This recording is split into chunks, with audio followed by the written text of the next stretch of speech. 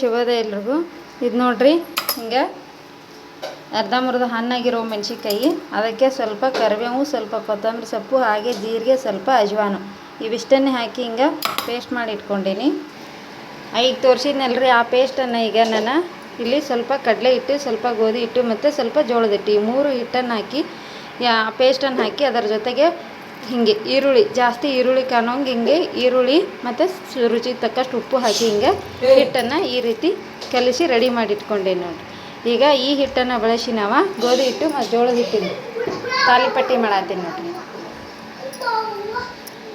ಈಗ ಇಲ್ಲಿ ಹಂಚಿಕೆ ಹಾಕಿ ಇಟ್ಕೊಂಡಿನಿ. ಹಂಚಿಕೆ ಆದತ್ತಿ, ಹಂಚಿಕೆ ಆದಮೇಲೆ ಇದಕ್ಕೆ ಒಂದು ಸ್ವಲ್ಪ ತುಪ್ಪ ಹಾಕಿ ನೋಡಿ ಇಷ್ಟೇ ಹಾಕ್ಕೊಂಡು ಈಗ ನಾನು ರೆಡಿ ಮಾಡಿ ಇಟ್ಕೊಂಡಿರೋ ಹಿಟ್ಟನ್ನು ಇದ್ರ ಮೇಲೆ ಹಾಕಿ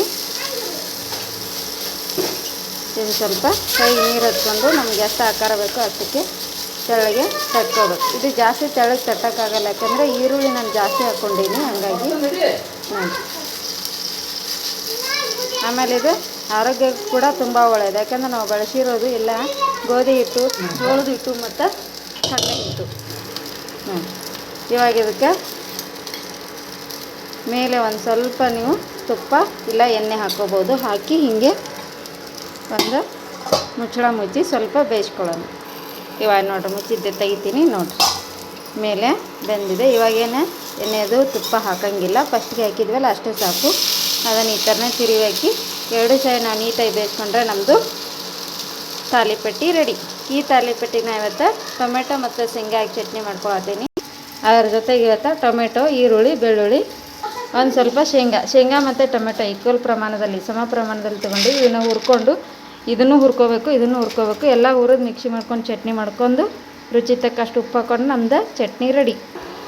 ಇವಾಗ ನೋಡಿರಿ 2 ಸೈಡ್ನು ಹೀಗೆ ಬೆಂದಿದೆ ನಮ್ಮ ನೀಟಾಗಿ. ಇವಾಗ ತಾಲಿಪಟ್ಟಿ ರೆಡಿ ನೋಡ್ರಿ. ಈಗ ಶೇಂಗಾ ಹುರಿದ ಜಾರಿಗೆ ಹಾಕ್ಕೊಂಡೀನಿ. ಈಗ ಅದೇ ತೆರಿಗೆ ಸ್ವಲ್ಪ ಎಣ್ಣೆ ಹಾಕ್ಕೊಳ್ಳೋಣ.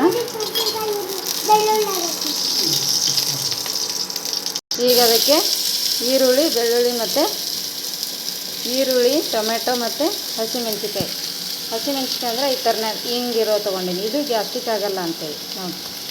ಈಗ ಅವೆಲ್ಲವನ್ನು ಹುರ್ಕೊಂಡು ರೆಡಿ ಮಾಡ್ಕೊಳ್ಳಿ.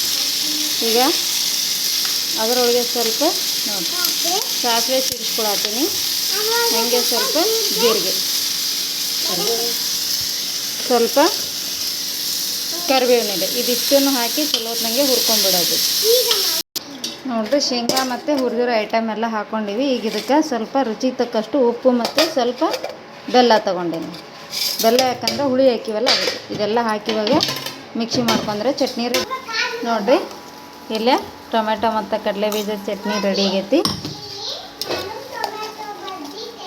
ಈ ಚಟ್ನಿ ಮತ್ತು ನಮ್ಮ ತಾಲಿಪಟ್ಟಿ ಸೂಪರ್ ಆದಂಥ ತಿಂಡಿ. ಹಾಗೆ ಮಧ್ಯಾಹ್ನ ಬಾಕ್ಸಿಗೂ ಕೂಡ ಇದೆ ಇವತ್ತು. ನಿಮ್ಗೆ ಯಾರಿಗೆಲ್ಲ ನಮ್ಮ ಒಂದು ಗೋಧಿ ಹಿಟ್ಟು, ಜೋಳದ ಹಿಟ್ಟು, ಕಡಲೆ ಹಿಟ್ಟು ಬಳಸಿ ಮಾಡಿದ ಆರೋಗ್ಯಯುತವಾದಂಥ ಈ ತಿಂಡಿ ಇಷ್ಟ ಆಗಿದ್ದರೆ ಒಂದು ಲೈಕ್ ಕೊಡಿರಿ, ಸಬ್ಸ್ಕ್ರೈಬ್ ಮಾಡಿರಿ, ಹಾಗೆ ಶೇರ್ ಮಾಡಿರಿ. Thank you friends.